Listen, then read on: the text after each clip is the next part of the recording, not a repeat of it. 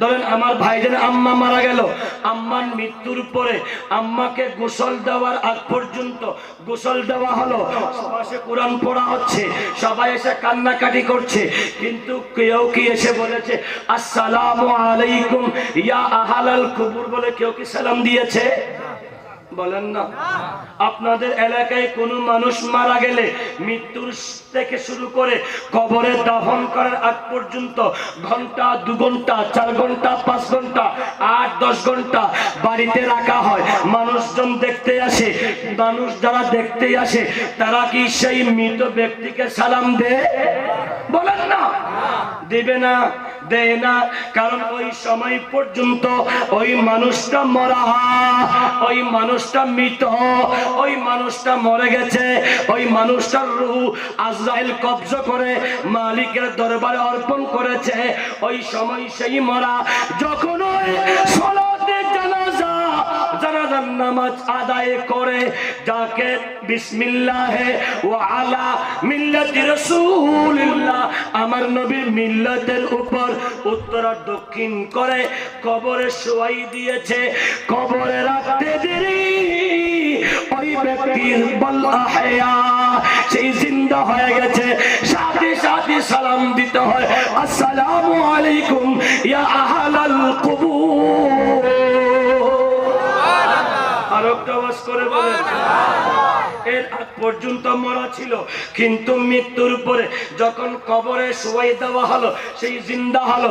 জিন্দা হওয়ার পরে আমরা কবর তলকিন করি, হুজুর বলে মান রব্বুকা, উত্তর আবার বলে দে রব্বি আল্লাহ, বলে ওমান দীনুকা তোমার দিন কি, আবার বলে দীনুল ইসলাম, রাদিতু বিল্লাহি রাব্বান ওয়া বিল ইসলামি দীনা ওয়া বি মুহাম্মাদিন সাল্লাল্লাহু আলাইহি ওয়াসাল্লাম নাবিয়্যান ওয়া রাসূলা, বলে ওমান নবিয়্যুকা তোমার নবীকে नबी जखन बोला होबे या अय्युहन नबी, मेरे मालिक ने कहा आई खबर आई गायब की खबर देने वाला अमर नबी को जिज्ञेस करते देरी अमर नबी उम्मतेर सामने हाजिर হয়ে যায়।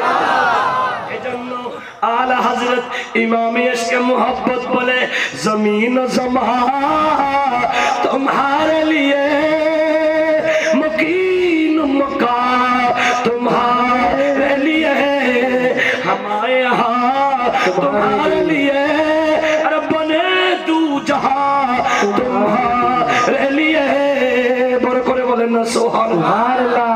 গোটা কায়নাত আমার নবীর কদমে, ঠিক না ঠিক? আর একটা আওয়াজ করে বলে হাজরিন আমার নবী সরওয়ারে কায়নাত কবরে আসা মাত্র এই আশিক আপনারা কি আপনারা আপনারা আপনারা যারা বসেছেন যারা চলে গিয়েছে এরা পাবে না নবীকে। নবীকে দেখলে চিনবেন, আপনারা চিনবেন, নবীকে দেখতে হবে না, নবীকে না দেখেও নবীর মুহাব্বতে বসার কারণে কবরে যাওয়া মাত্র আমার নবী যখন আসবে নবীকে দেখে কিয়াম করবেন, নবীর সম্মানে দাঁড়িয়ে ইয়া নবী সালাম বলে নবীকে পুকারবেন। বড় করে বলেন না আর একটা আওয়াজ করে বলেন। কারণ নবীর প্রেমে যারা শিখত তারা কবরে গেলে আমার নবীকে চিনবে, ঠিক না ঠিক? আর একটা আওয়াজ করে বলে। এজন্য এই কবরের আমার রাসূল বলে আমার উম্মত দুনিয়ার পাগল হবে এই কবরের কথা বলে যাবে, যেই কবরটা আপনার আমার আসল বাড়ি। আসল বাড়িতে যাবেন, বাবা শ্বশুর বাড়িতে যাচ্ছেন, নতুন জামাই শ্বশুর বাড়িতে যাওয়ার সময় খালি হাতে গেলে শাশুড় শাশুড়ি শালা শালি এরা কি সম্মান করবে? বলেন না।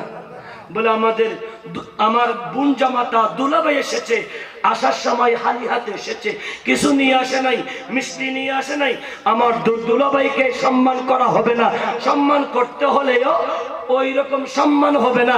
যখন দুলাভাই যাওয়ার সময় মিষ্টি নিয়ে যায় তখন সবাই ভালোবাসে, ঠিক না ঠিক? এটা তৌফা, এটা তৌফা। আল্লাহ আমাকে আপনাকে সৃষ্টি করেছেন, ওয়ামা খালাকতুল জিন্না ওয়াল ইনসা ইল্লা লিয়াবুদুন, আল্লাহর ইবাদতের জন্য।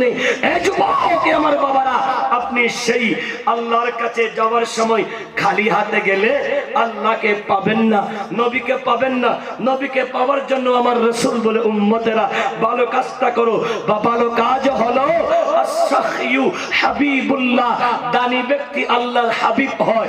যারা আল্লাহর রাস্তায় দান করে, মসজিদ মাদ্রাসায় দান করে, কবরস্থান সুন্দর নেই, লাইটিং নেই, আলোকিত নেই, কবরস্থানের কাজ চলছে, কোন বান্দা যখন সেই কবরস্থানের জন্য 1000 ইট দিল, 1 ট্রাক বালি দিল, 10 বস্তা সিমেন্ট দিল, এক একজন এক একটা দিল, আমার মদিনাওয়ালা রাসূল বলে যেই ব্যক্তি আল্লাহর রাস্তায় দান করেছে, আস-সাখিয়ু হাবিবুল্লাহ, ওই বান্দা আল্লাহর হাবিব হয়ে যায়। যে বান্দা আল্লাহর হাবিব হয়, ওই বান্দার জন্য জাহান্নাম হারাম হয়ে যায়।